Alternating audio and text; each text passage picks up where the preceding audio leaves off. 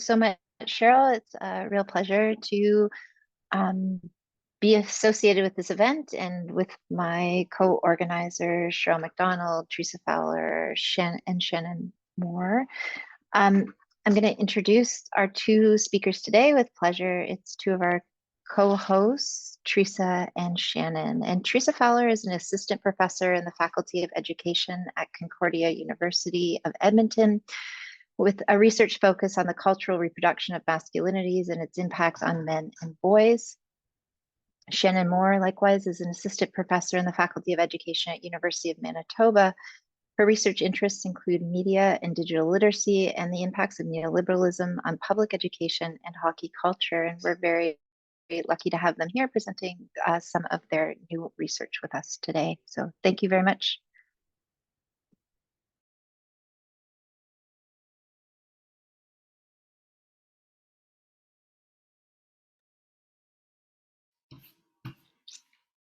Okay, my turn and Shannon's turn.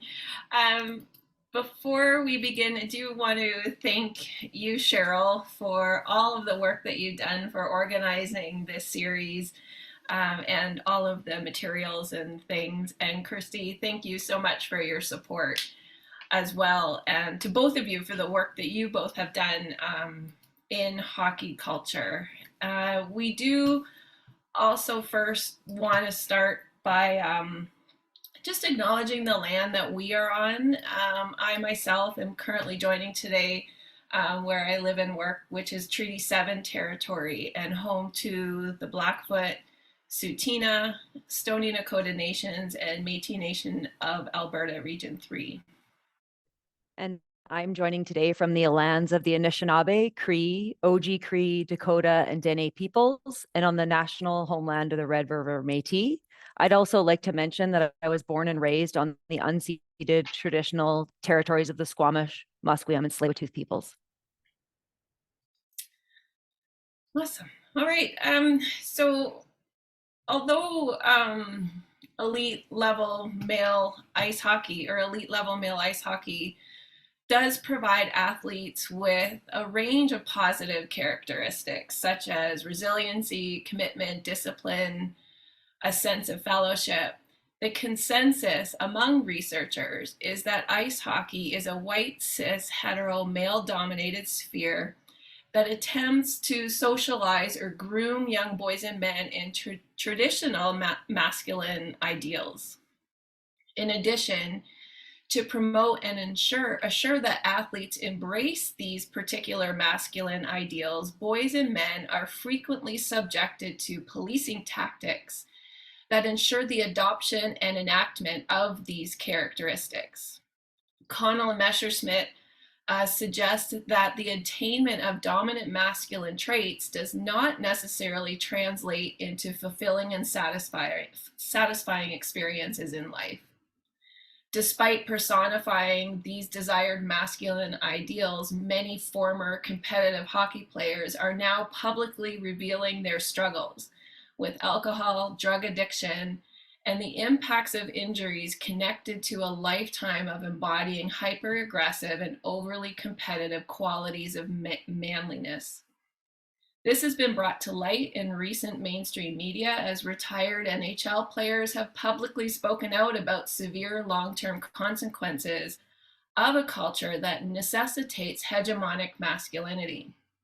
In May of 2020, Akim Aliu challenged the slogan that hockey is for everyone, and he spoke of the racism, misogyny, bullying, and homophobia that permeates this culture of hockey. Corey Hirsch broke the silence regarding his mental health struggles while playing with the New York Rangers and continues to advocate for mental health awareness. Brock McGillis has spoken on many platforms about hypermasculinity perpetuated in hockey culture.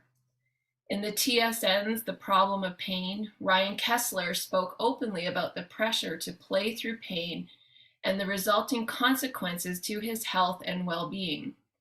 And more recently, Lane Hinckley has retired at the age of 19. Let that sink. 19, due to the impact of ongoing violence on his body in men's ice hockey. So long before these recently publicized reports about sexual violence and silencing in hockey culture, journalists and academics have been sounding the alarm. Informed by the research surrounding hypermasculinity and hockey culture, we conducted an interview-based study with elite level male hockey players. So the study we're drawing from today takes place in the larger sociocultural context in which people are raising questions about the norms in hockey culture. The player participants in our study considered themselves to be resistant to the hypermasculine ideals like aggression, domination, stoicism, and violence that are promoted in hockey culture. Such ideals harm those within the sport and those also excluded by them. As Teresa mentioned, our research project included in-depth, semi-structured interviews with current and former elite level male ice hockey players, 21 in total. The majority of the participants were in their 20s, 17 of the 21. The remaining 4 participants ranged in age from 35 to 55. 12 of the participants were still actively playing elite level hockey while we interviewed them, and all of the participants had played junior A or higher at some point in their lives.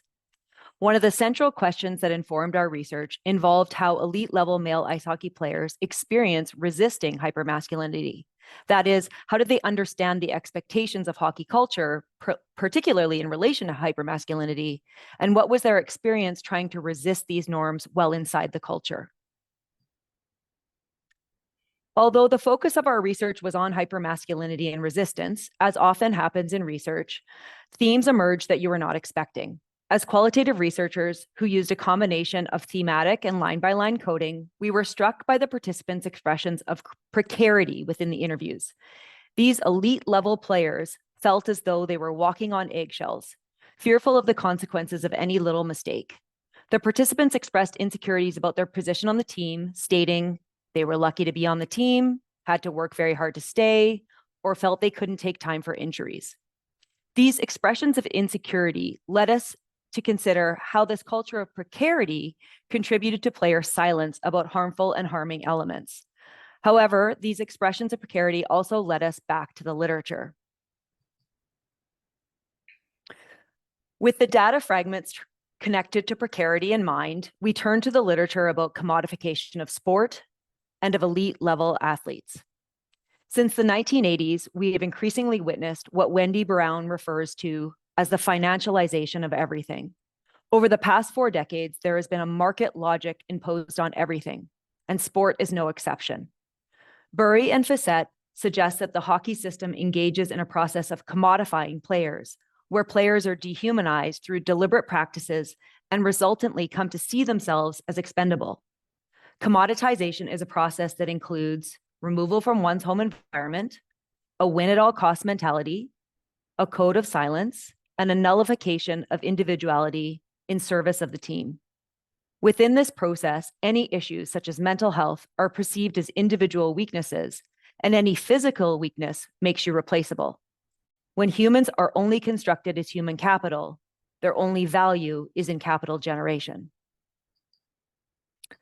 Through this next series of slides, we will share data fragments in the gray callouts from our study indicative of this process of commodification. So you'll see them in the gray thought bubbles. Those are all fragments of data from our interviews.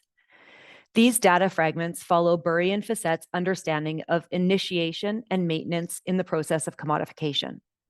Discussions of commodification are significant as they may help us understand why players do not resist the harmful and discriminatory elements of hockey culture. We do not share this to let players off the hook for their complicity and silence, rather to suggest that efforts to change hockey culture must include interrogations of the process of commodification. Otherwise, changes to hockey culture will remain at the level of tokenistic branding. So one of the first phases of commodification is the removal of the players from their home environment. Again, as noted in the data fragments, these are the men sharing their experiences. So in this way, the team then becomes their family and their coaches become the parental figures. This encourages a dynamic of dependence and trust between the coach and the players. In addition, it contributes to the adultification of young players. Adultification refers to the societal tendency to treat boys as more mature and less in need of protection than their actual age would suggest. This phenomenon occurs predominantly in racialized children and involves projecting adult characteristics onto boys, expecting them to handle responsibilities and challenges beyond their developmental stage. As a result, boys may be denied the innocence and protection typically afforded to children. For example, in K-12 education, boys are often referred to the discipline cycle rather than for mental health supports. The adultification of boys can have negative consequences, such as increased vulnerability to harsh disciplinary measures, racial profiling, and diminished access to the support and understanding that children usually receive. For example, treating a child as a labor, or treating a child as a commodity or a product.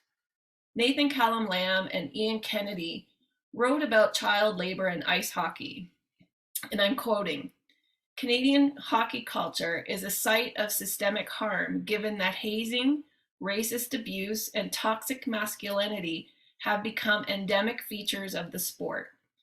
This means participation in high-performance youth hockey, such as the Greater Toronto Hockey League, for example, may expose children to such forms of harm in exchange for the value they produce for adults." They also state that the GTHL, for instance, estimates that 30,000 to 35,000 children between the ages of 9 and 18 pay to play hockey in a league that produces a considerable amount of revenue. In 2022, this amounted to $8.7 million. As marketization and financialization creep into every element of our lives, adultification is also increasing in elite sports. As Basham Inger states, youth sports as a form of adult entertainment is just one example of what we can call the adultification of youth sports. It is the introduction and prioritization of adults' needs and values over those of the child. It turns the focus from process to outcome and from free play to deliberate practice. In 2016, a study found that the more money families pour into youth sports, the more pressure their kids feel, and the less they enjoy and feel committed to their sport. This creates unwanted pressure for children to participate in sports, not for the sake of sports, but as a means to a higher goal, which usually has some form of financial benefit. Participants in our study never talked about the love of the game or that they were free to play the game outside of the implicit rules that are demanded of them through rituals and cultures of silence. The practice of billeting is not only implicated here, but the grooming of young boys into the exemplar of what it means to be a man within elite men's ice hockey. Billeting is part of the win at all costs mentality that is perpetuated in elite level men's ice hockey. It is precisely this logic that necessitates youth leave their home and families to play for a team that may give them a better shot at making it in the game. However, as Burry and Facette point out, players do not make it on skill alone. Quote, "The journey also requires an intensive socialization process of the beliefs, norms, and rituals of ice hockey. These rites can foster a culture of abuse through hazing and emotional manipulation that serves to damage both the mental and physical health of athletes. In many cases, this creates a culture of subservience and dehumanization where the player operates as a commodity rather than an independent individual. As the data fragment on the right of the screen demonstrates, players are expected to change themselves, or what our colleague calls to move against their disposition in order to make it in the hockey industry. Within this process of socialization, players lose their individuality and autonomy. They give up their independence in favor of the collective and of conformity. Akeem Alou states that the machine of hockey creates a tribalism among young players. As Alain, who's with us today, and McDonald, who's hosting the series, have highlighted, surveillance strategies are also enacted on male ice hockey players to ensure that they adhere to the bro code. Not only are players expected to perform hypermasculine identities, but if they step outside of this identity, they risk losing their place in the game. Through the process of commodification, players internalize feelings, coming to see themselves as products. They can come to both recognize and rationalize their roles as interchangeable parts of a larger team. Within our interviews, players referred to themselves as suitcases. They understood that they were just money, a pawn, another player to their coaches. They understood that they needed to suppress their identities to, quote, get ahead in hockey. Even this language, get ahead, demonstrates the commodification of hockey, in which players are always looking to move up or to gain status. As Burry and Facette state, when an individual is stripped of humanity, choice, and used as an interchangeable part in a business context, they become commoditized. In this instance, players are forced into a process that serves to replicate certain cultural values and ideals to the detriment of the individual. In such cases, athletes are increasingly viewed as interchangeable widgets. Exacerbating the situation is the long list of players from the minor leagues waiting to take the spot of players who do not adhere to these organizational expectations and directives.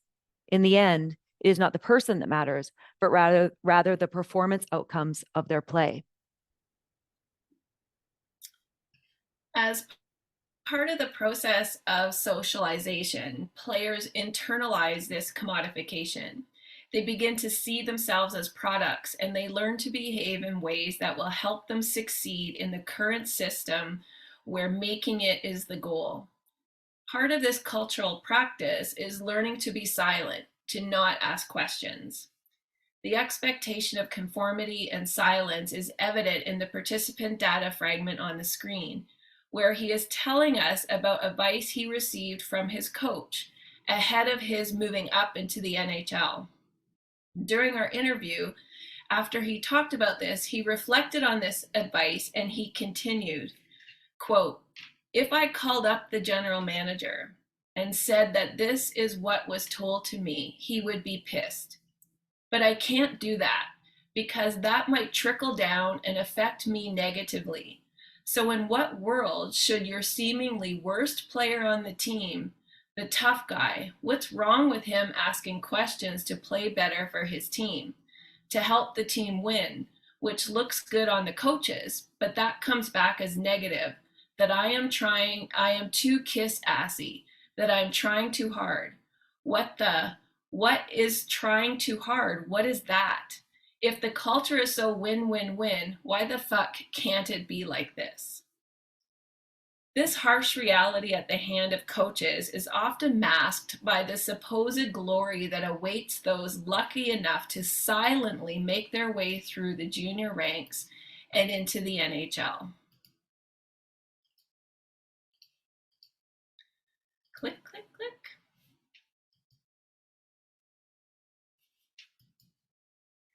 He won't click. There he goes. Hockey has a strong culture of silence, which stems, of course, from neoliberalism and capitalism that place winning above everything else. In addition, the traits of hegemonic masculinity demand that boys and men be stoic, strong, and silent. The culture of silence is why sexual assaults get covered up for years or are never found out about at all. It's why discussions about gender and race are rare, and it's why clubs protect players who won't participate in Pride nights. In our study, despite participants feeling like they were resistors, codes of silence restricted them from speaking up against institutional and systemic discrimination and harm. Players were policed into silence by established narratives, as the fragments suggest. They were manipulated. They were told to act a certain way. They might not be happy, and they must obey. This placed winning at all costs above humanity, even their own. In the maintenance phase of the commodification process, players are expected to play through injuries. Many of the participants in our study felt that they needed to sacrifice their bodies for the team as they are part of a national sport or something bigger than themselves. As the data fragments on the slide elucidate, playing through pain is valorized. Coaches tell players to hide injuries from trainers, and players are explicitly asked to play while injured. The data fragment on the screen that says, quote, "I was asked one time with a separated shoulder just to dress and drop my gloves with someone," end quote, encapsulates so much of what is wrong with this expectation in hockey culture to play through pain. Young et al. State that the focus on teams in relation to injuries means that injuries are constituted as something that causes problems for hockey teams, as opposed to the individuals who play for the team. From this construction, then, the ideal male hockey player is a male athlete who does not have injuries and instead is a competitive, productive, able-bodied player who helps their team succeed and contributes to the team's profit margin. As Miele points out, the mainstream media normalizes this commodification in hockey as injured players are portrayed as financial investment, discussing players' salaries alongside injuries in news reports. In turn, perpetuating the idea that athletes are to be seen as investments rather than people. Players also justify pain and long-term injury as they want to make it, keep their spot, or sacrifice for the team, all of which center the game over player health and well-being. Many elite athletes we know have significant financial incentives tied to their performance, including salaries, bonuses, and endorsement deals, and many others are chasing these incentives. This financial pressure, which is seen as a benefit, however, and results in adultification, can be a motivating factor to play through pain, especially if they believe taking time off can impact their earnings.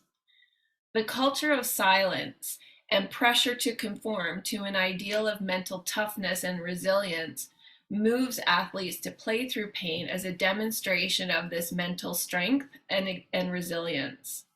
Also, as Shannon mentioned, the fear of losing their spot not only impacts elite athletes, but all athletes in a competitive sport.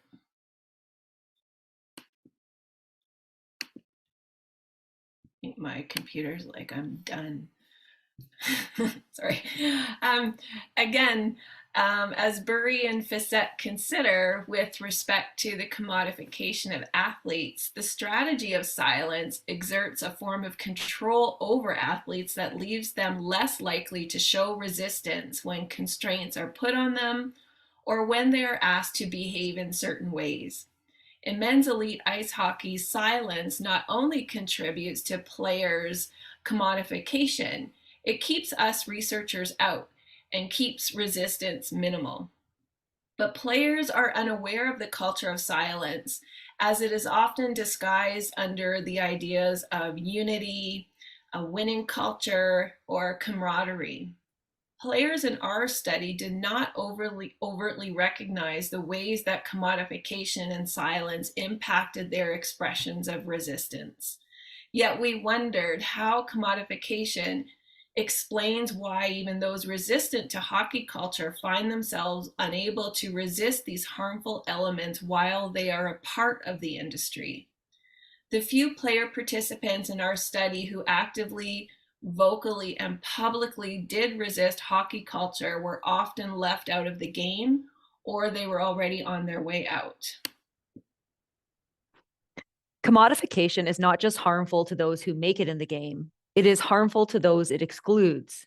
That is, as the data fragment on the screen shows, only those willing to flip the switch are able to succeed in the sport. And we'll just give folks a minute to read that quote.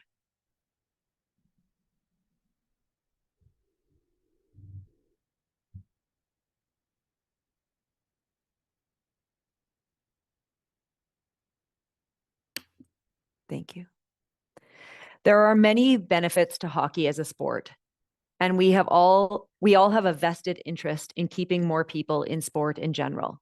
Hockey, like many sports, potentially has lifelong benefits, as demonstrated by the Aspen Institute's Project Play graphic on our slide. However, hockey culture can also cause various harms. In order to ensure more athletes remain in hockey and that hockey truly becomes for everyone, we need to examine the elements of the culture that maintain harm. Commodification of athletes is one such element.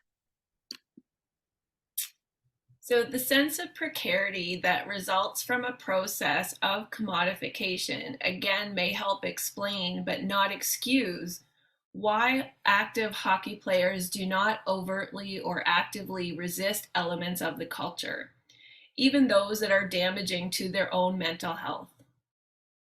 Many of our participants shared that they needed to go to therapy after leaving hockey to rediscover who they were as men, that they were working through the trauma of being a men's ice hockey player. Another thing, again, that struck us about the data was there was no recanting of the joy of the sport or the aesthetics of the game unless they were describing a trauma moment. In those instances, participants told us about the smell of the ice, of the sounds of their blades moving between surfaces, and this again only happened when they were recalling moments of violence and even the acceptance and complicity of the harmful culture.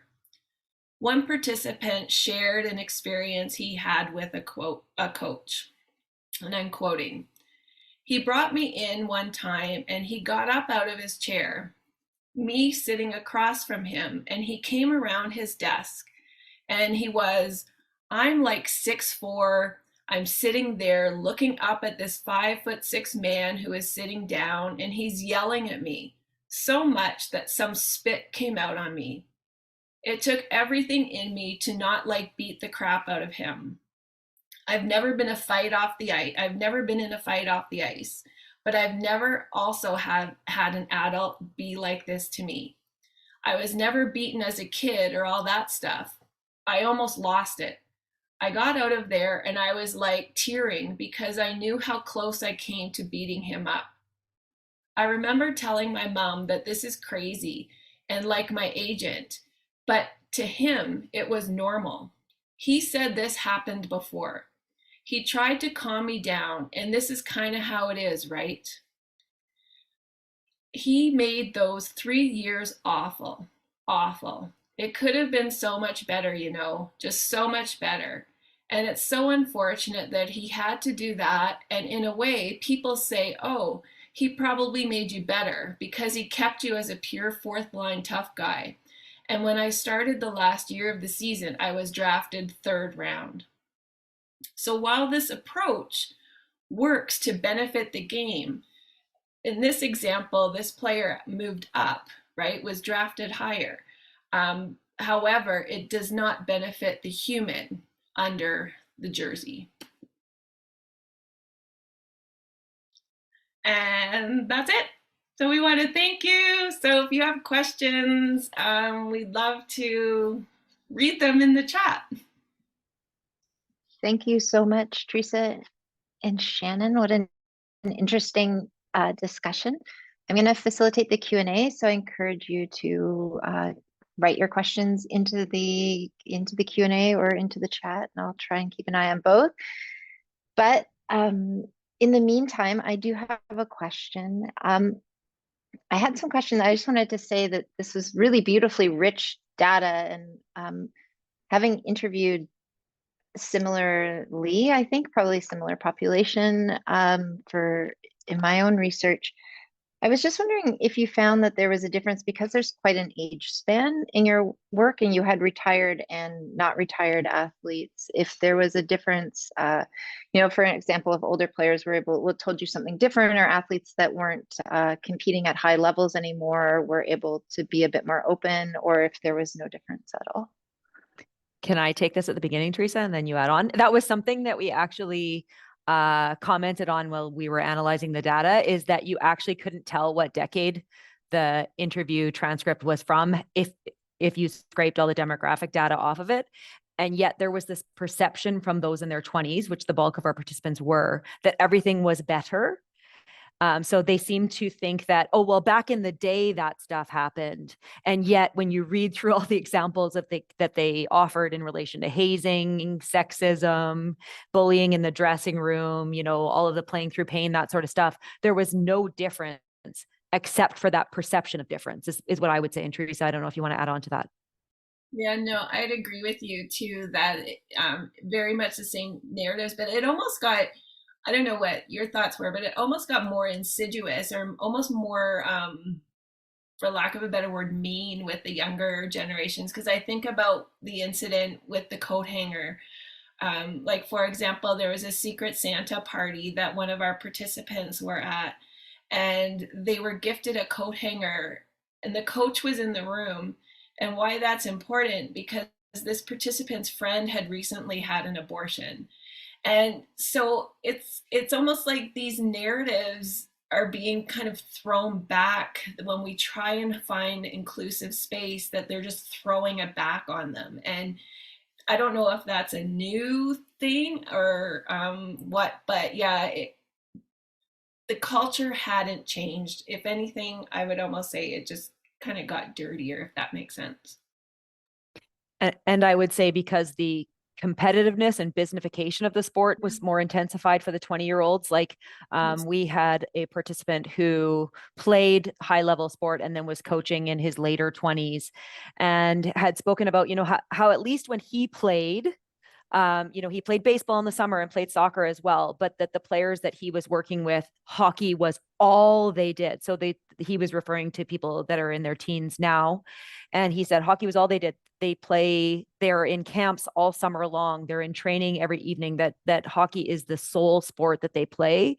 And so I think that intensification of the businessification of the sport actually permitted some of this uglier stuff to remain, but it's all veiled over with, pretty symbols and claims of being better. But I actually think you wouldn't be able to tell the difference in the data if we gave you our data set of how old people were. Yeah. That's very helpful. I think maybe I was a bit, yeah, I think that's so interesting, but I'm also curious about whether players who were current players were able to be as open about their critiques of the league and as players who were gone from the league, who were no longer playing. Because in my data, the guys who had retired, and particularly ones who retired against their will, I mean, couldn't find teams to take them or couldn't progress to the next level, were much more capable, I think, of being critical than they were just able to be open in ways that athletes who are still invested in the system were not. Is that? Yeah, we found the same thing. And, and I'm thinking, Shannon, about the one who I interviewed, he hid himself in a closet. So his billeting family didn't know he was interviewing with us, right? So there was very much that narrative that I can't speak out. And even when it wasn't until we said we would scrub the transcripts with names that people started opening up a little bit more. Yeah, and I would say, to going back to your original question, we did find more what we would have labeled resistance from the players that were leaving the game or were already out of the game. And I found it interesting as well how many of our late 20 players who had left the game just weren't playing at all for a bit, or went through a batch of just like, I am not playing this game at all for a while. And it goes, and our co-researcher, Dr. Tim Skoos, he was the one that noticed the lack of joy in the transcripts first. And he said, I love the smell of the arena. I love playing with my kids in the backyard. I love the sound of skates on the ice. I love the camaraderie. And, and I don't hear or see any of that in here. And so it was quite interesting that their resistance didn't look like we expected it to look like, even though the selection criteria was that they were resistant to hockey culture. And so maybe that turn away from hockey was their brand of resistance, or their version of resistance, to just completely abandon the sport. Mm-hmm. Which is sad, because then they're not the people we need resisting. We need people within the sport actually raising their voices up. Mm-hmm. That's fascinating. Thank you. I just want to remind people, if they have questions, I don't want to monopolize the question period. I have more, but I want to encourage people to ask. Oh, here's a question. Is there any suggestions to structural change or challenges to the commodification of hockey? Yeah, so what next? What can we do? Go ahead, Shannon, you go first. I'm sure we'll go back and forth on this because we actually just talked about if this question was raised. And I think a huge factor is the training of coaches and the educational element of coaches, because a lot of going back to Dr. Alain's question of like, did you notice changes for the student or for the people in their 20s? A lot of the issues that the people in their 20s raised was how their older coaches acted towards them, going to the strip club with them, expecting them to pay for drinks for the coach throughout the night while the coach got absolutely hammered, things like that.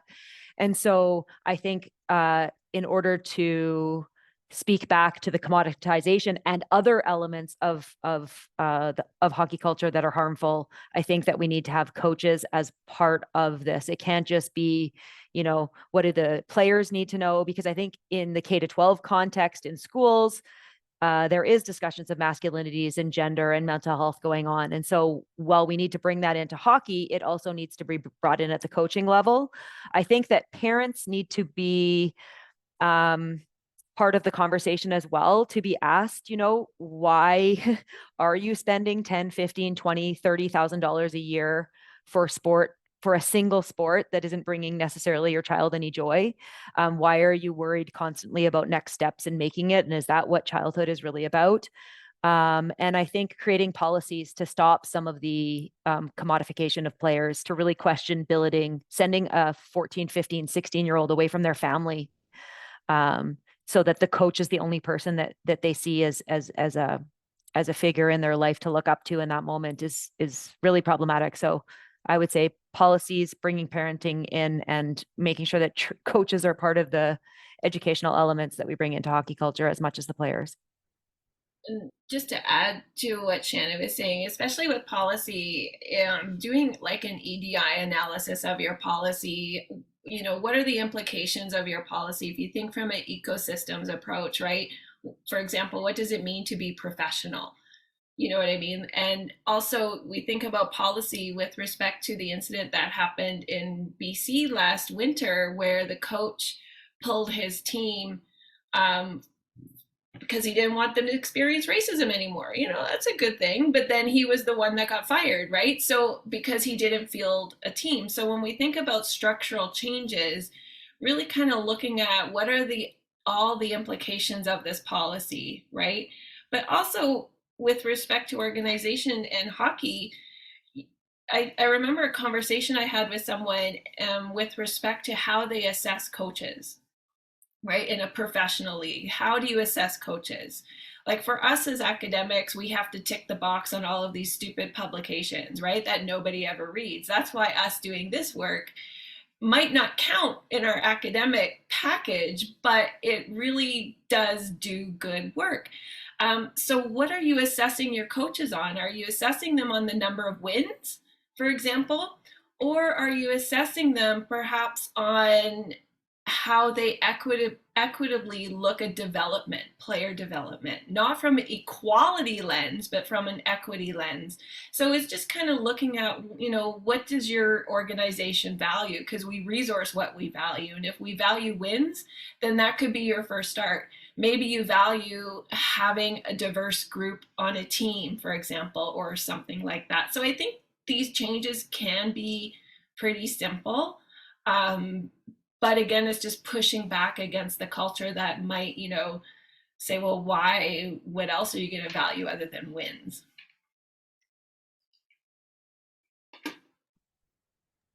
Thank you for that. Are there any final questions? Oh, we do. Any observations about the degree to which the patterns you've noted play out in sports that are less commodified? Are you considering something comparative to tease this out? I think one of the things that I've been thinking about, I'm working on a project with a soccer academy in Edmonton, and oh my God, I just lost my thought.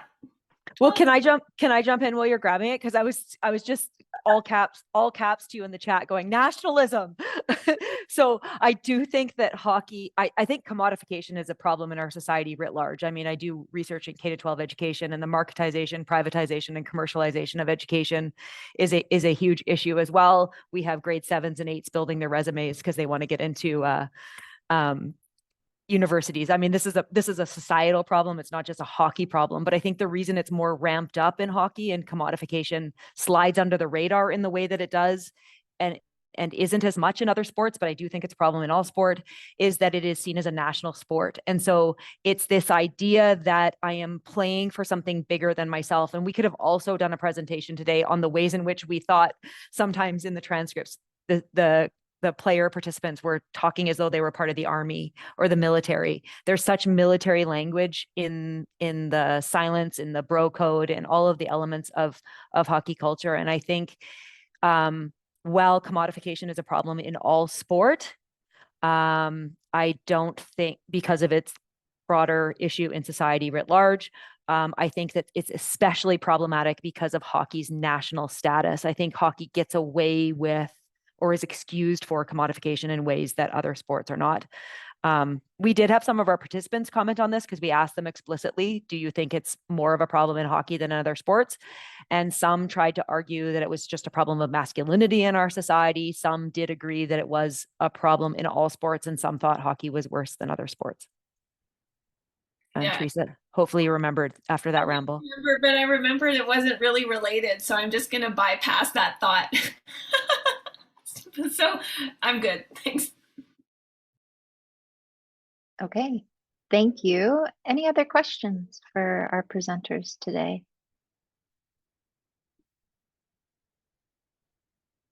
We'll go going once, going twice. Okay, if there are no more questions, I'd like to turn it over to Cheryl and thank our presenters for coming and